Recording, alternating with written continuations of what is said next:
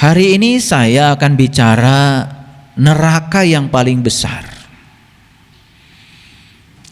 Dan neraka yang paling besar itu adalah saat diri kita mengizinkan untuk menjadi tawanan dari rasa takut kita sendiri. Dan saya akan tunjukkan hari ini dan saya akan buktikan bahwa siapapun yang sampai hari ini kehidupannya masih ditawan oleh rasa takutnya, maka dia sesungguhnya sudah menciptakan neraka yang paling besar bagi dirinya. Saya ulang sekali lagi, siapapun yang sampai hari ini mengizinkan dirinya berada dalam tawanan rasa takutnya sendiri, maka dia sesungguhnya sudah menciptakan neraka yang paling besar untuk dirinya sendiri. Dan saya berulang kali mengatakan, yang menciptakan surga dan neraka bukan Tuhan. Yang menciptakan surga dan neraka sesungguhnya adalah diri kita sendiri. Kita mau tinggal dalam surga, kita mau tinggal dalam neraka, itu adalah sebuah pilihan.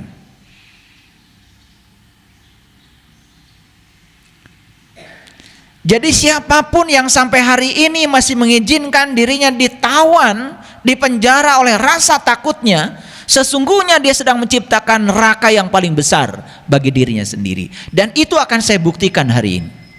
Saya akan buktikan dengan contoh-contoh, dan bahkan nanti saya akan banyak bertanya kepada kalian. Dan nanti kalian akan menjawab. Karena apa? Belajar yang paling bagus adalah menemukan jawaban sendiri dari dalam diri kita sendiri, bukan jawaban dari luar diri kita.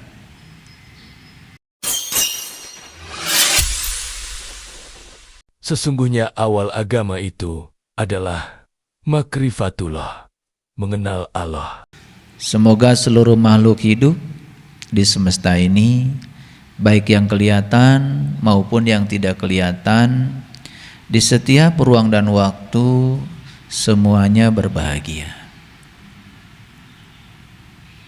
Semoga kita semua sesuai dengan rencana Allah untuk menjadi kepanjangan tangannya di semesta ini, sebagai penjaga bumi, namanya khalifah. Khalifah itu bukan wakil, khalifah itu bukan pemimpin, khalifah itu artinya penjaga. Jadi tugas kita itu menjaga bumi, supaya bumi ini tetap lestari. Bumi yang sudah cantik ini terus dipercantik oleh tangan kita. Karena yang diberi tangan istimewa untuk berkarya itu cuma manusia. Pohon untuk tumbuh harus ditanam. Dan untuk tumbuh teratur perlu tangan manusia. Jadi sebetulnya tangan kita ini diwariskan oleh semesta kepada kita untuk memayu hayuning bawonu, mempercantik dunia yang sudah cantik ini. Makanya Allah bilang di Quran, yadullah fauqa aidihim, tangan Allah sudah dititipkan menjadi tanganmu. Jadi kedua tangan kita ini sebetulnya tangan Allah untuk menyampaikan cinta kasih Allah, untuk menjalankan visi dan misinya Allah, untuk merealisasikan pikirannya Allah. Jadi ciri manusia yang khalifah itu selalu mencipta, selalu berkarya, selalu konstruktif. Makanya di Quran dikatakan, hanya orang-orang yang tidak beriman yang membuat kerusakan di muka bumi ini. Jadi ciri orang beriman itu berarti tidak pernah menciptakan kerusakan di bumi. Kerusakan di bumi besar itu sebetulnya dapat dipastikan akibat kita menciptakan kerusakan di bumi kecil ini. Maka mereka yang rusak spiritualnya, rusak intuisinya, rusak mentalnya, rusak aliran energi dalam dirinya, dan rusak fisiknya, maka mereka itulah sesungguhnya orang-orang yang memiliki potensi besar untuk membangun kerusakan di semesta ini. Hanya sekelompok manusia saja sekarang yang sadar bahwa sesungguhnya semesta ini harus dilestarikan. Bayangkan oleh kita sekarang, es di kutub itu mencair. Dan kalau es di kutub mencair, maka jumlah air yang cair di lautan menjadi tak terbatas. Akibatnya ada goncangan sedikit saja di dasar bumi akan menyebabkan tsunami. Sehingga jumlah daratan yang 25% ini lama-kelamaan akan terus berkurang.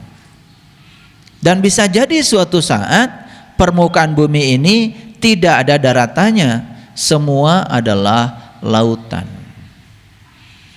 Bayangkan generasi yang akan datang, suatu saat akan mengalami satu situasi di mana bumi ini semuanya lautan. Seperti apa mereka hidup di masa itu nanti? Orang-orang yang punya tanggung jawab di dalam kehidupannya sekarang selalu berpikir, gimana caranya supaya suhu bumi tidak meningkat. Karena suhu bumi meningkat 2 derajat saja, itu sudah menyebabkan es di kutub mencair dengan luar biasa dahsyatnya. Apalagi kalau suhu bumi ini meningkat lebih dari 2 derajat. Makanya muncullah gerakan orang-orang yang sadar bagaimana memperbanyak menanam pohon, bagaimana menghijaukan halaman, bagaimana menghijaukan hutan kembali. Orang yang pikirnya sempit gak ngerti itu buat apa. Padahal ini dalam rangka untuk menghindari agar suhu bumi tidak meningkat. Itu orang yang berpikiran luas itu, kalau berpikir sejauh itu orang beriman. Orang beriman itu bukan sekedar terbuka mata kalbunya, tetapi terbuka pikirannya, memiliki tanggung jawab. Hidupnya bukan hanya untuk diri sendiri. Ada lagi gerakan bagaimana supaya bumi ini tidak dikotori oleh sampah. Terutama sampah yang sulit didaur ulang, terutama sampah plastik. Nah, orang-orang yang punya tanggung jawab, ketika setelah minum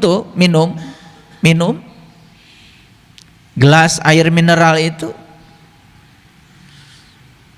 kalau minum itu habiskan, dan setelah itu bawa bekasnya itu ke tempat sampah. Jadi lucu katanya habis kajian, katanya habis belajar kesadaran, hanya untuk memindahkan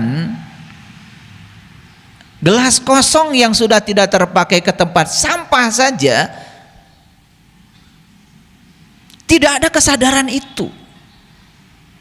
Padahal itu adalah indikator bahwa kita sebetulnya tidak sadar, indikator bahwa kita tidak belajar apa-apa. Dari hal yang kecil. Makanya lihat orang dari hal kecil. Kalau hal yang semacam itu saja dia abai, apalagi hal besar. Dan saya melihat spiritual seseorang, tidak usah melihat berapa rakaat sholatnya, berapa sering dia ke tempat ibadah.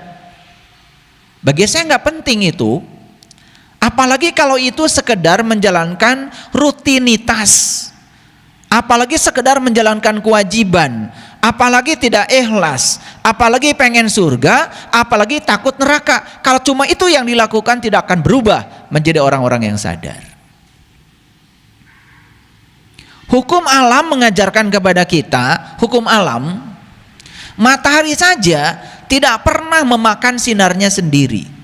Bulan yang indah itu tidak pernah serakah dengan cahayanya sendiri. Sungai tidak ada yang memakan air. Pohon pisang tidak ada yang memakan buah pisang. Pohon mangga tidak ada yang memakan buah mangga. Dan semua dipersembahkan buat semesta. Itu hukum alam.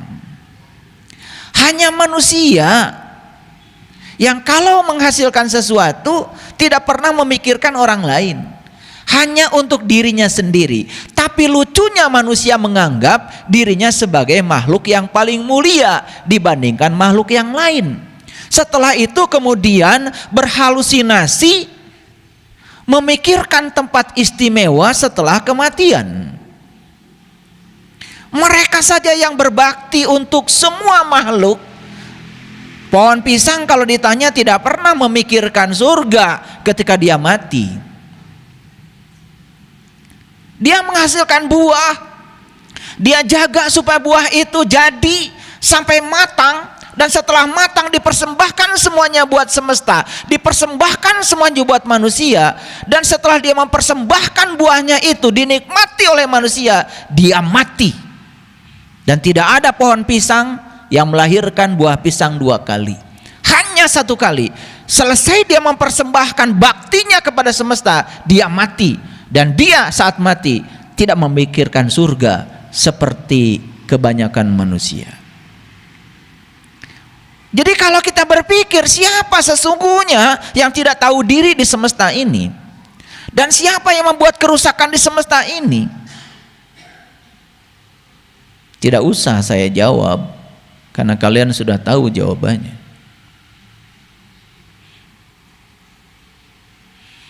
Jadi kalau kita menganggap diri kita ini makhluk yang paling mulia, tunjukkan bahwa kita lebih mulia daripada makhluk-makhluk lain selain manusia. Pohon memiliki akar yang luar biasa. Dan akar tidak pernah tinggal di tempat terang. Akar tidak pernah dilihat orang. Akar tinggal di bawah tanah dalam kegelapan. Dan dia berkarya tidak ingin mendapatkan pujian. Dia berkarya tidak ingin dilihat. Padahal bayangkan kalau tidak ada akar, tidak ada buah mangga. Kalau tidak ada akar, tidak ada buah duren. Kalau tidak ada akar, tidak ada yang namanya alpukat. Kalau tidak ada akar, tidak ada satu buah pun di semesta ini. Jasa dari akar, dan akar tetap tinggal dalam kegelapan, tidak pernah mau dilihat. Semesta mengajarkan kemuliaan semacam itu, tetapi sedikit sekali manusia yang mau untuk membaca semua itu. Para sahabat, oleh karena itu beruntung sekali pagi ini saat kita bangun tidur, kita bersyukur dengan napas kita. Hari ini kita diberi hari baru oleh semesta, dan setidak-tidaknya kita selesaikan hari ini untuk menjadikan kita lebih mulia dari makhluk yang lain. Dan kesempatan untuk itu ada pada manusia. Tidak ada makhluk lain di semesta ini yang dikasih pilihan seluas pilihan yang diberikan pada manusia. Pohon pisang tidak dikasih pilihan, hanya untuk memberi. Sungai tidak dikasih pilihan, hanya untuk memberi. Manusia dikasih pilihan, karena manusia dikasih kecerdasan yang melampaui semua makhluk yang lain. Tapi banyak sekali manusia yang tidak bisa menggunakan kecerdasannya, bahkan mengizinkan dirinya menjadi boneka yang dikendalikan oleh satu kekuatan buta, mengizinkan doktrin dan dogma menghajar dirinya, dipenjara oleh doktrin dan dogma yang menghajar dirinya. Lalu manusia mengizinkan dirinya dipenjara oleh pikirannya sendiri.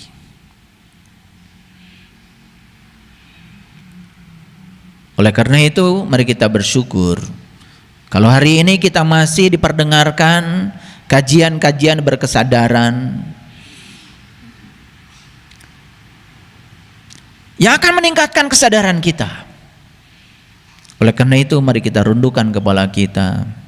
Kita berterima kasih kepada Allah Sang Pemilik Semesta. Karena begitu besar cinta kasih-Nya kepada kita. Hari ini kita dihadirkan di tempat yang penuh berkah dan mulia ini. Karena daya dan upayanya. Karena kudrat dan iradatnya.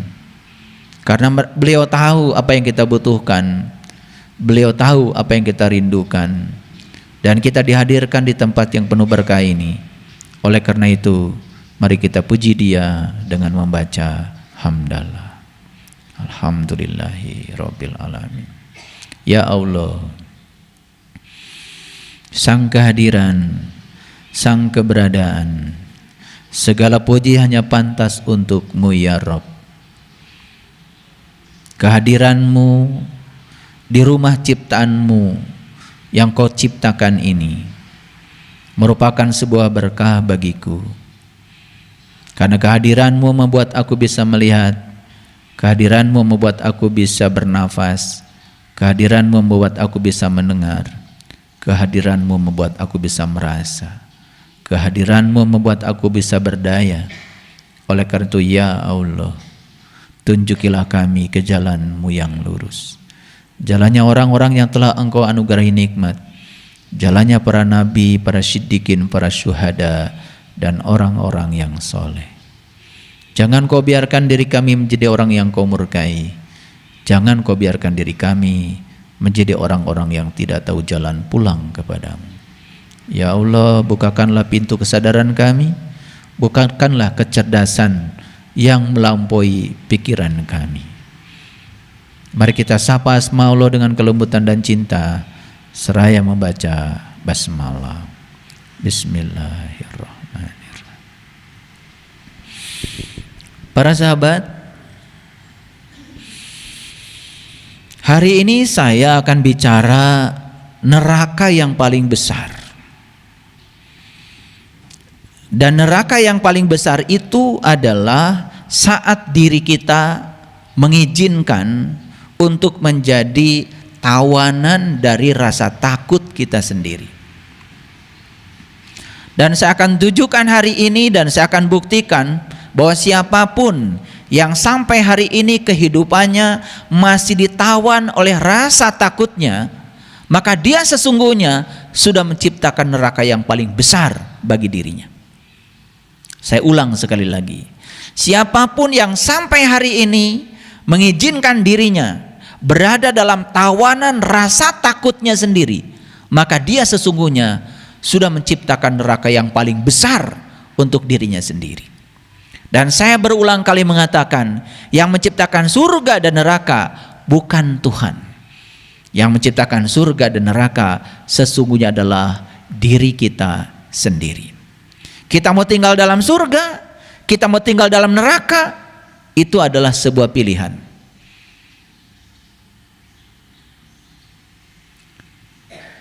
Jadi siapapun yang sampai hari ini masih mengizinkan dirinya ditawan, dipenjara oleh rasa takutnya, sesungguhnya dia sedang menciptakan neraka yang paling besar bagi dirinya sendiri. Dan itu akan saya buktikan hari ini. Saya akan buktikan dengan contoh-contoh, dan bahkan nanti saya akan banyak bertanya kepada kalian. Dan nanti kalian akan menjawab. Karena apa? Belajar yang paling bagus adalah menemukan jawaban sendiri dari dalam diri kita sendiri, bukan jawaban dari luar diri kita. Itu yang disebut dengan discovery learning, belajar penemuan, belajar menemukan sendiri. Dan jawaban yang ditemukan oleh kita itu adalah jawaban yang pasti karena kita mengalaminya sendiri. Saya ilustrasikan sedikit saja. Siapapun orang yang sampai hari ini takut tersesat, selamanya akan tersesat. Hanya orang-orang yang berani tersesat yang tidak akan pernah tersesat. Orang yang takut pergi ke Jakarta karena belum pernah ke Jakarta, dan dia dengan ketakutannya akan memenjara dirinya di rumah. dan dia tidak akan pernah tahu Jakarta. Tapi orang yang berani pergi ke Jakarta, walaupun pertama kali dia ke Jakarta, mungkin saja dia tersesat ke tempat tujuan. Tapi jangan lupa, di jalan ada petunjuk jalan, di jalan ada orang yang bisa ditanyai, dan kalian akan sampai pada tujuan. Dan kita punya pengalaman dalam hidup, tidak pernah kita mencari alamat pulang lagi ke rumah. Sepanjang alamat itu ada, sepanjang orang yang dicari ada, pasti akan ketemu. Karena di jalan banyak orang yang bisa ditanyai. Makanya ada kata-kata bijak, malu bertanya, sesat di jalan. Itu betul. Dan siapa orang yang bertanya? Hanya orang yang punya keberanian untuk keluar dari rumah. Dan mereka yang takut untuk keluar dari rumah tidak mungkin bertanya. Bukankah kita bertanya tentang alamat yang kita cari? Bukan di rumah, bukan? Kan di jalan saat kita tersesat. Justru ketika tersesat, di situ kita akan bertanya. Dan kita menanyakan tentang alamat yang kita tuju tepat pada saat kita sedang tersesat. Masuk akal? Oke. Hanya yang berani tersesat, yang tidak akan pernah tersesat. Yang takut tersesat, selamanya akan tersesat. Takutnya sendiri akan memenjarakan dia untuk tidak berbuat apa-apa, untuk tidak pergi kemana-mana. Kan lucu ya, banyak sekali orang yang takut sekarang, takut keluar rumah.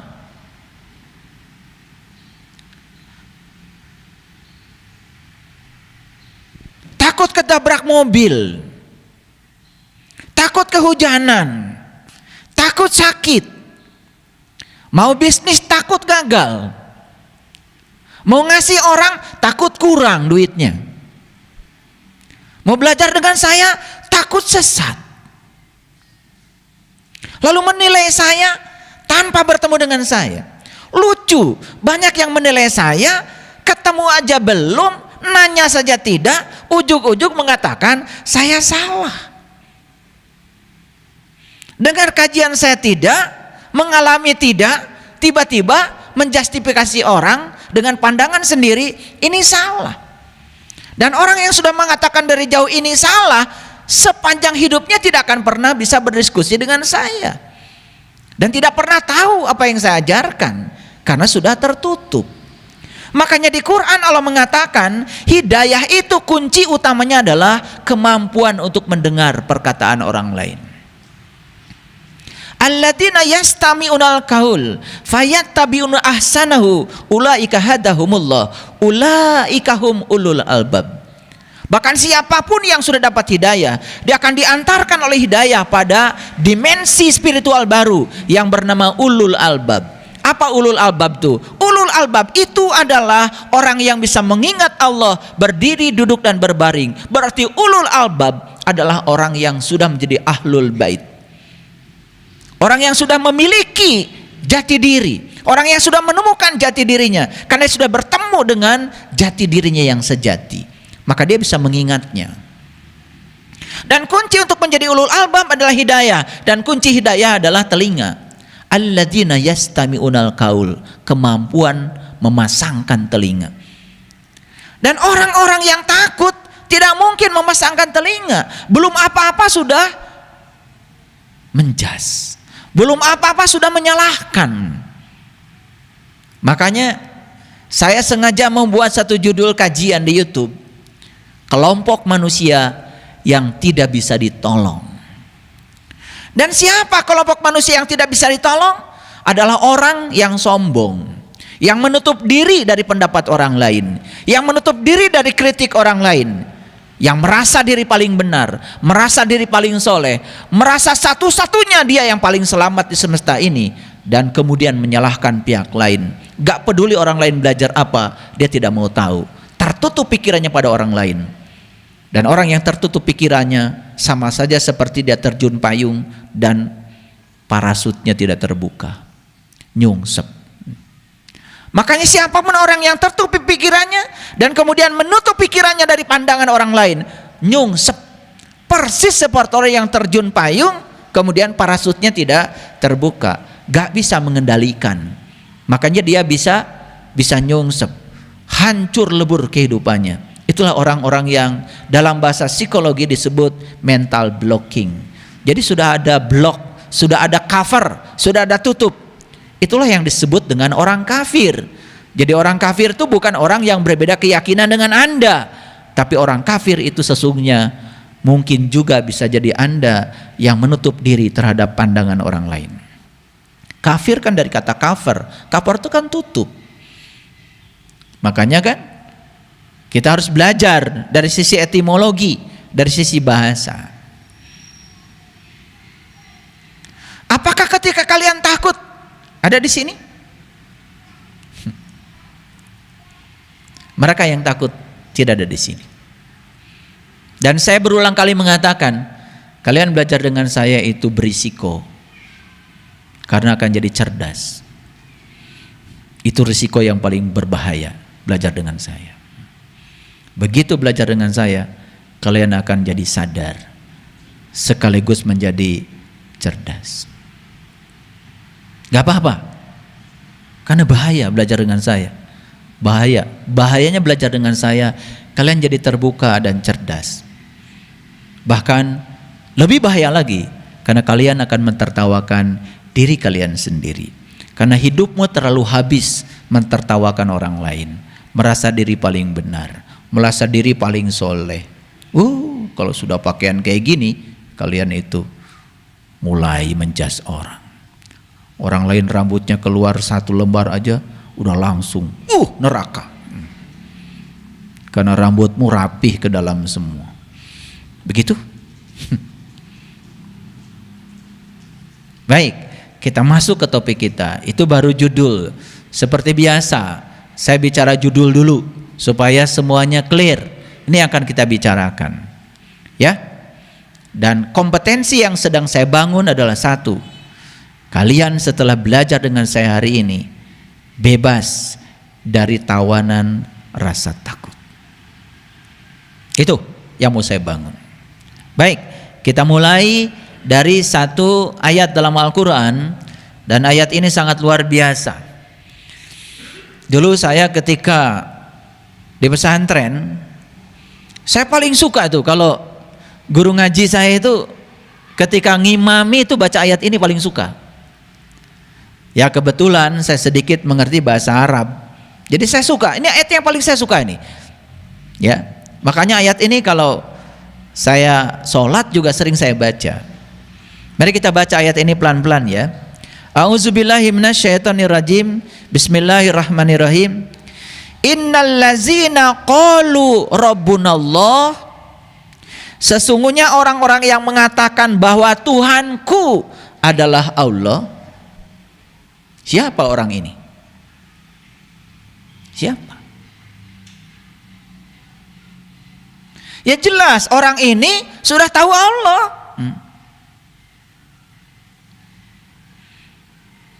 Karena orang yang belum tahu tidak mungkin mengatakan Tuhanku adalah Allah. Nah banyak yang sembarangan, gak tahu tapi ngaku-ngaku tahu. Ayat ini mengatakan innal ladzina qalu rabbunallah. Sesungguhnya orang-orang yang mengatakan Tuhanku adalah Allah. Udah pancek, sudah kenal kepada Allah, sudah liko kepada Allah, sudah manunggal bersama Allah. Karena tidak mungkin orang-orang itu bisa mengatakan kalau tidak mengalami. Orang-orang yang berani mengatakan tidak mengalami, menurut saya itu sudah kurang waras. Bayangkan ada orang yang sampai hari ini belum merasakan rasanya gula, tapi berani-berani ceramah tentang gula. Waras nggak? Ada orang yang sampai hari ini belum merasakan rasanya garam, tapi berani membuat pelatihan tentang rasa garam. Waras nggak? Izin bicara itu hanya diberikan Allah kepada mereka yang sudah mengalami. Ini ada orang Majalaya nih. Di mana Majalayanya? Ibun, pasti lewat jembatan kuning toh? Bagus nggak jembatan kuning? Bagus. Suka berfoto nggak di sana? Suka. Ada apa saja di sana? Ada badut, ada robot, betul nggak? Ada jurang. Kenapa saya bisa cerita? Loh, saya juga sering lewat situ kalau mau pulang kampung. Saya bisa cerita karena saya sudah mengalami. Coba tanya orang yang belum pernah ke sana, ditanya jembatan kuning, nggak ngerti. Ngerti maksud saya? Nah, jadi oleh karena itu di Quran surat terakhir, coba lihat. Quran surat terakhir itu ada perintah kul. Coba, kul huwallahu ahad. Kul a'udzu birabbil falaq. Kul a'udzu birabbin nas. Coba tangkap dengan cerdas. Kenapa 3 surah terakhir kok kul semua? Karena kul itu kan perintah. Perintah dari yang memerintahkan kepada orang yang sudah mengalami. Kan harapan Allah, kita sudah mengalami Al-Fatihah, sudah mengalami Al-Baqarah, sudah mengalami Ali Imran, sudah mengalami An-Nisa, sudah mengalami Al-Maidah, sudah mengalami semua, puncaknya adalah kul. Dan kenapa Nabi Muhammad meletakkan 3 surah terakhir itu pakai kul semua? Itu tidak mungkin tidak ada saintifiknya, tidak mungkin tidak ada alasan ilmiahnya. Ada orang tua, ya, anaknya minta piknik ke taman safari, kemudian orang tua malah marah. Uang dari mana? Nyolot. Anaknya minta piknik ke taman safari, dia nyolot. Uang dari mana? Tetapi besok-besoknya anaknya disuruh cerita. Coba, taman safari menurut kamu bagus nggak? Waras nggak orang tua model gini?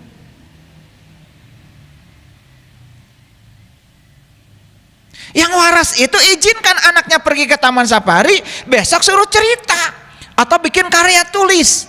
Walaupun mengarang, kan ngarangnya nggak bohong, dia hanya menuliskan yang dia alami. Sebetulnya bukan mengarang, menuliskan yang dia alami. Makanya saya nggak setuju di sekolah ada pelajaran mengarang. Jadinya anak didik kita pandai mengarang. Makanya kalian lihat ya, kalau beli buku ke toko buku, lihat. Kalau ada buku ditulis di luarnya, di covernya, buku ini dikarang oleh, udah jangan dibeli, pasti isinya ngarang. Tapi kalau ditulis oleh, masih mending tuh. Semoga yang dia tulis yang dia alami. Makanya saya kalau beli buku, saya lihat halaman belakangnya. Ini teknik saya beli buku. Begitu banyak daftar pustakanya gak jadi saya beli, pasti ngarang. Dan lucunya banyak orang yang beli buku lebih senang kalau daftar pustakanya banyak. Padahal kalau itu buku tebal, daftar pustakanya banyak.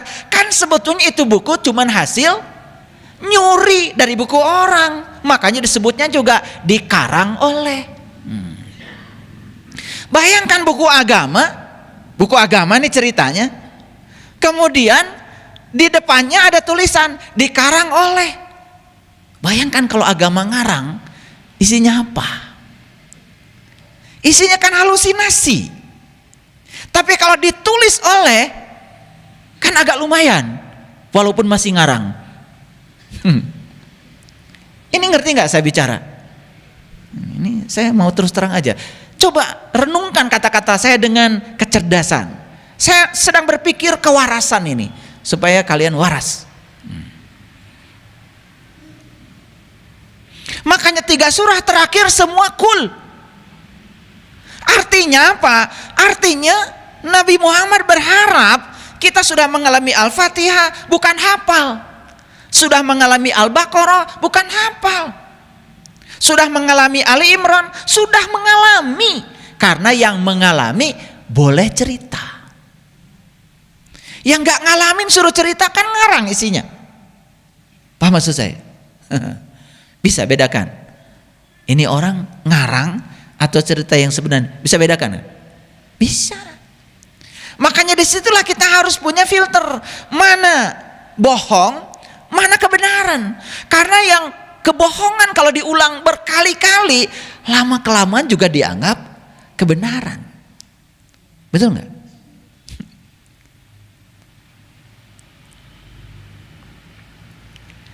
Nah, lanjut ayat ini. Innalladzina qalu rabbunallah. Sesungguhnya orang-orang yang mengatakan Tuhanku adalah Allah, sumastaqamu,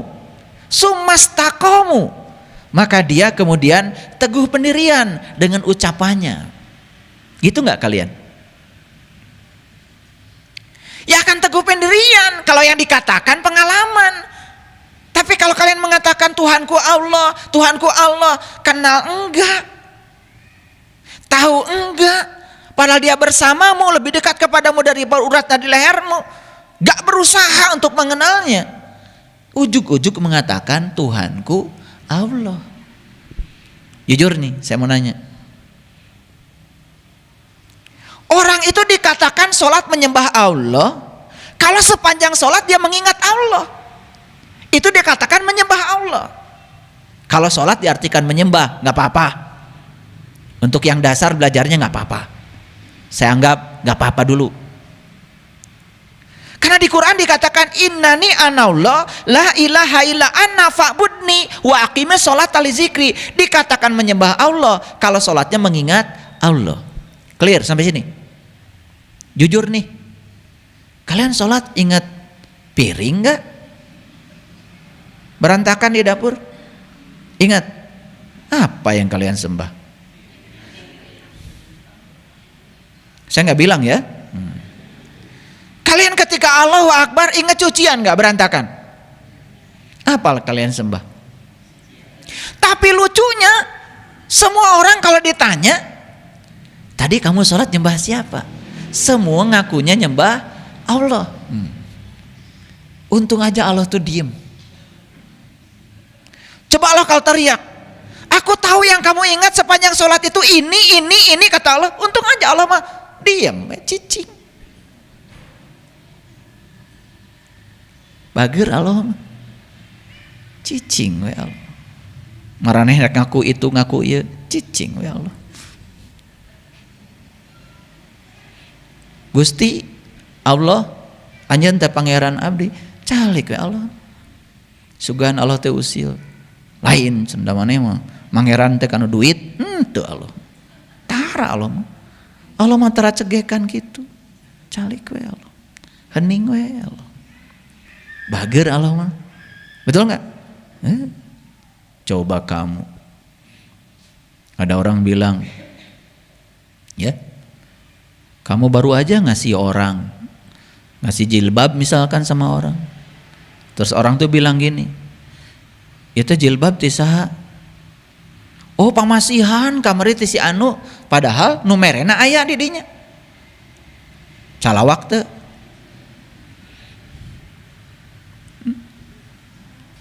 Oh pasti. Gak tahu terima kasih. Saya yang ngasih. Yo pasti gitu kan. Itulah bedanya kita dengan Allah. Allah mah calik. Ngerti maksud saya? Innalladzina qalu rabbunallah tsumastaqamu. Teguh pendirian itu akan muncul kalau kita sudah mengalami. Tatanazzala alaihimul malaika, maka akan muncul dalam dirinya malaikat. Apa malaikat? Malaikat dari kata malak, milik, malakaini, malaikatun. Artinya adalah karep, tekad. Sering kan ngomong malaikat tapi gak ngerti kalian? Itu ngasal aja. Nanti suatu saat saya bahas malaikat yang 10. Itu semua ada dalam diri kita.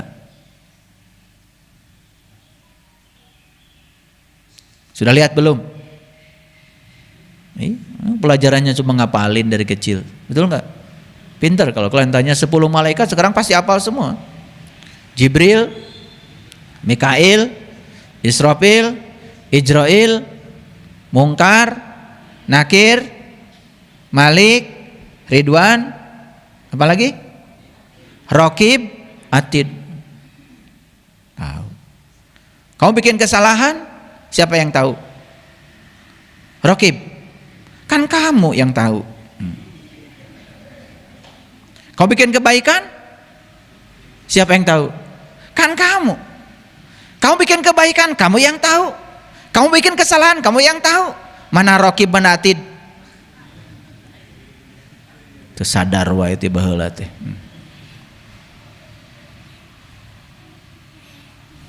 Kamu ngasih sesuatu pada tetangga, siapa yang tahu? Kamu. Kamu pelit ke tetangga, siapa yang tahu? Kamu. Siapa yang tahu? Kamu. Siapa yang mencatat amalmu? Ya kamu. Tahu sekarang Raqib? Masih bingung? Udah kalau gitu nanti aja. Daya ngaji teh tara aya bukurna. Hafalkeun wae. Hafalkan semua. Oh, itu udah 10 kalau pelajaran agama. Kalau gurunya yang lain, kalau guru saya masih 0. Kalau saya yang ngajar agamanya, mana buktinya? Pasti saya tanya. Kalau belum sampai bukti, belum bisa membuktikan, 0 kalau dari saya. Buat apa hafal? Hafal tuh nggak penting, ya, nggak penting. Karena dalam teori kognisi, hafal itu adalah level kognisi yang paling dasar, paling rendah. Menghafal, memahami, menerapkan, menganalisis, mengevaluasi, baru mensintesa. Nah, itu baru keren. Menghafal itu level kognisi yang paling rendah itu, ya, belum apa-apa. Udah biarkan aja, gak ribut dia. Dia pengen ngaji, semoga dia sempurna nanti.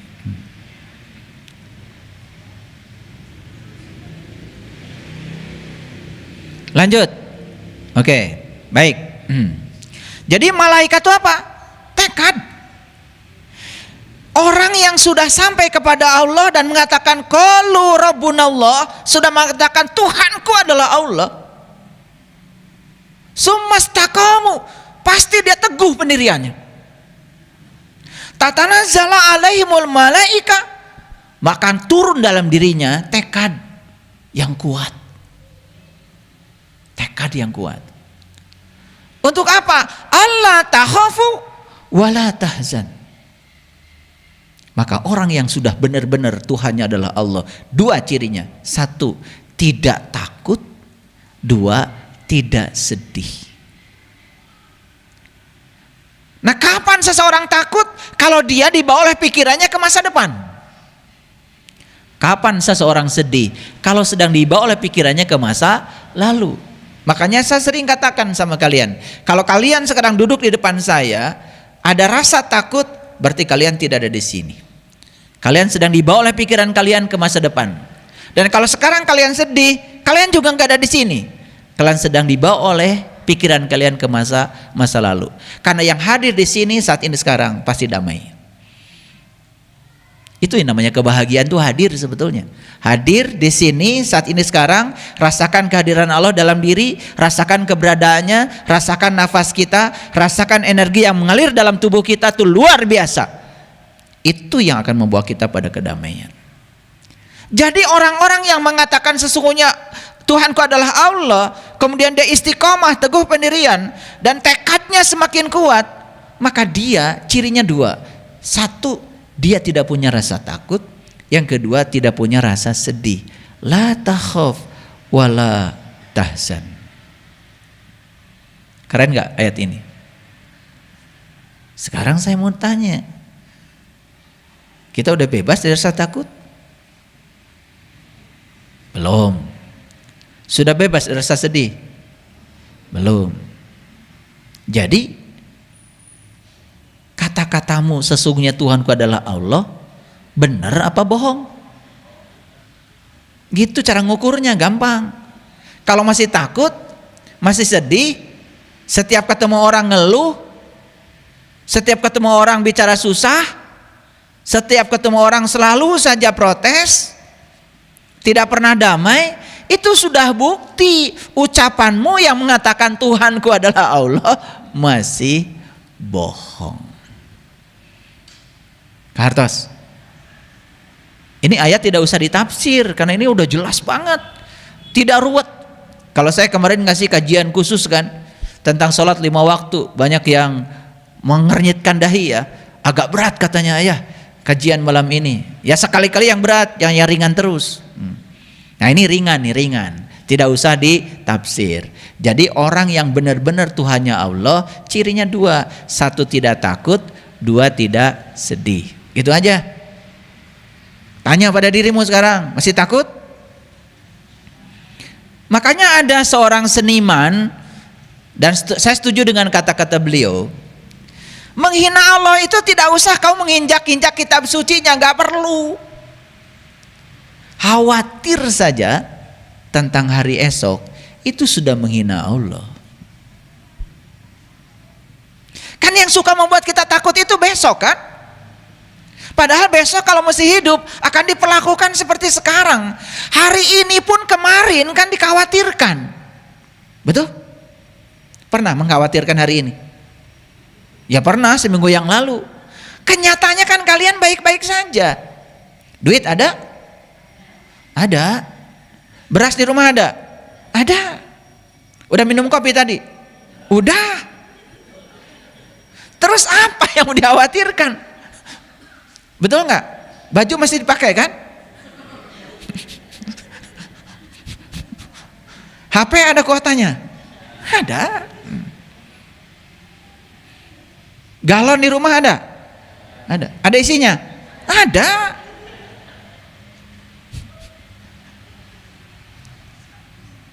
Ngerti maksud saya?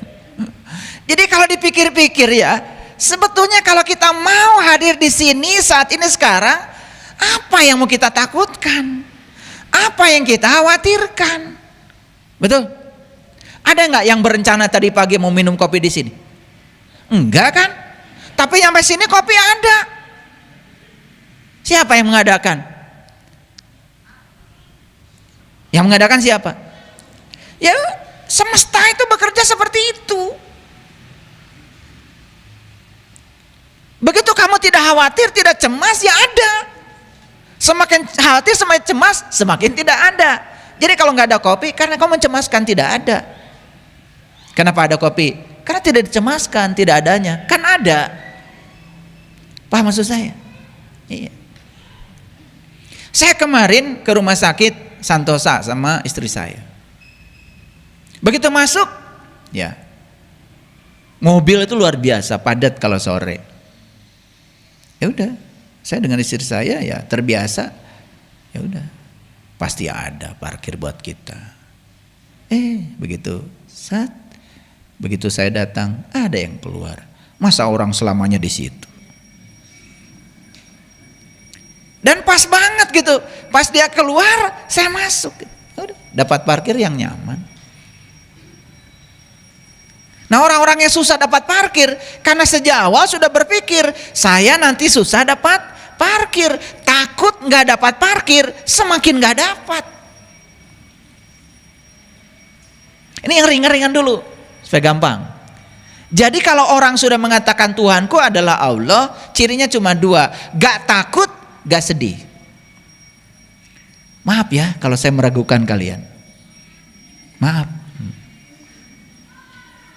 Karena setiap ketemu yang diceritakan tuh ketakutan aja. Betul nggak? Iya.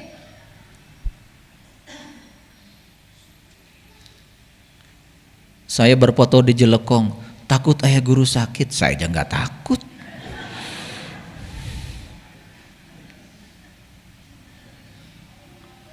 Jalan buat Jelekong, takut nggak ada biayanya, saya aja nggak takut. Makanya kenapa saya turun tangan? Karena saya nggak takut.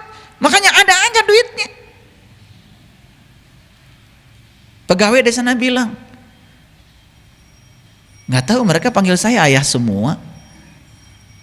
Mungkin karena yang lain panggil saya ayah gitu. Ya, ayah katanya, kami ini bakal lanjut kerja. Takut. Ya kan? Iya, rentah. Padahal sebetulnya nggak usah takut, ya kerja aja, pikirkan saja, saya ada duitnya kan gitu. Daripada membicarakan yang kita tidak suka, bicarakan saja yang kita suka, kan sesederhana itu. Bicarakan saja kalau pekerjaan akan berlanjut daripada ngobrol pekerjaan tidak berlanjut. Betul nggak? Kan itu yang kita mau. Anehnya kita itu pengen A, tapi yang dibicarakan B. Gitu? Kan buktinya sekarang begitu dibuka wakaf semen ngucur terus. Ada yang 50, ada yang 100, nggak apa-apa, semen kok. Satu sak dengan 10 sak sama, dan dipakainya juga sasak-sasak. Betul nggak? Iya. Mas saya nggak pernah melihat kecil besar nggak. Karena begitu kita semuanya kompak, ternyata bisa. Sebetulnya yang menyebabkan kita tidak bisa itu pikiran kita. Karena kita sudah berpikir tidak bisa. Makanya begitu kita berpikir mungkin, semua jalan terbuka. Begitu berpikir tidak mungkin, semua jalan tertutup. Ini harus kita perhatikan. Oke, lanjut.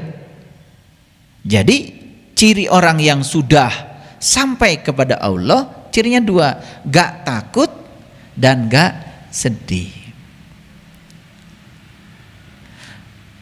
Dan gembirakanlah mereka dengan jannah yang telah dijanjikan Allah. Di sini dikatakan wa absyiru bil jannatil lati kuntum tu'adun. Itulah jannah. Jannah itu sekarang di sini. Kalau gitu saya mau tanya, pintar nggak kalian jawabannya? Kapan surga itu bisa kita raih saat ini? Kapan? Syaratnya apa? Tidak takut, tidak sedih. Gitu aja. Hayang surga, jangan takut, jangan sedih. Begitu nggak takut, nggak sedih, langsung surga diberikan saat ini juga. Karena Allah udah bilang, wa absyiru bil jannatil lati kuntum tu'adun. Dan semua orang yang sehari ini masih takut, neraka. Semua orang yang sekarang masih sedih, neraka. Dijieun ku sorangan.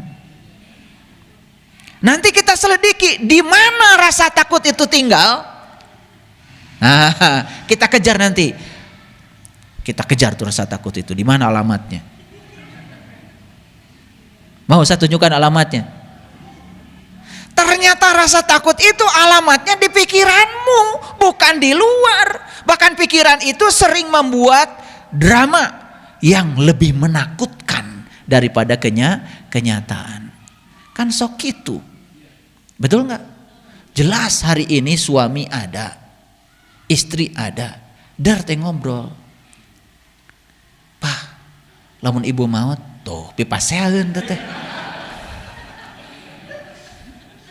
Iya, apalagi ditanya, "Pah, mun ibu maut ke, papa nikah deui moal." Pipaseun, padahal kenyataan hirup keneh eta teh. Itu kan sebetulnya di pikiran. Makanya coba hindari pipaseun. Jika eueuh deui dongeng nu bagus. Betul nggak? Iya. Kenapa tidak ditanya tuh? Ya, papa tuh ingin ibu seperti apa? Gitu. Daripada mun ibu maut, rek maut penyamaut. Itu kadang-kadang kita terjebak oleh obrolan-obrolan yang nggak penting. Ya. Dan akhirnya pas saya gede, cuman karena begitu.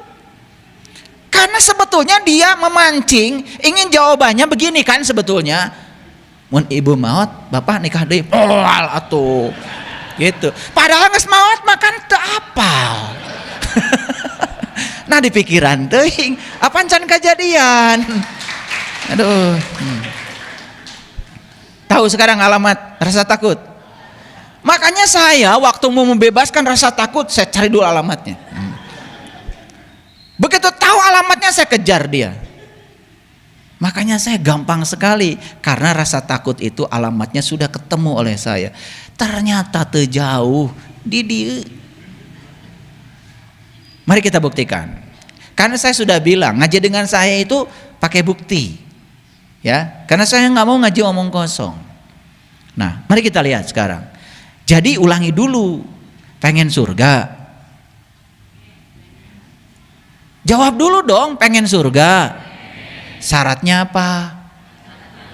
1, jangan takut. 2, jangan sedih. Itu aja syaratnya. Jadi kalau ada orang bilang surga itu syaratnya kudu iya kudu itu, bohong. Bohong. Karena Quran mengatakan wa absyiru bil jannatil lati kuntum tuadun, surga yang dijanjikan sekarang juga aku akan berikan kepadamu andai kamu bebas dari rasa takut dan rasa sedih. Sekali lagi, kapan kita takut? Kalau pikiran membawa kita ke masa depan. Kapan kita sedih? Kalau pikiran kita membawa ke masa lalu. Makanya hadir saja di sini saat ini sekarang kaita surga teh. Hese ngaji surga tiba heula teu apal-apal. Jaga deui surga teh, jaga deui. Surga mah ayeuna.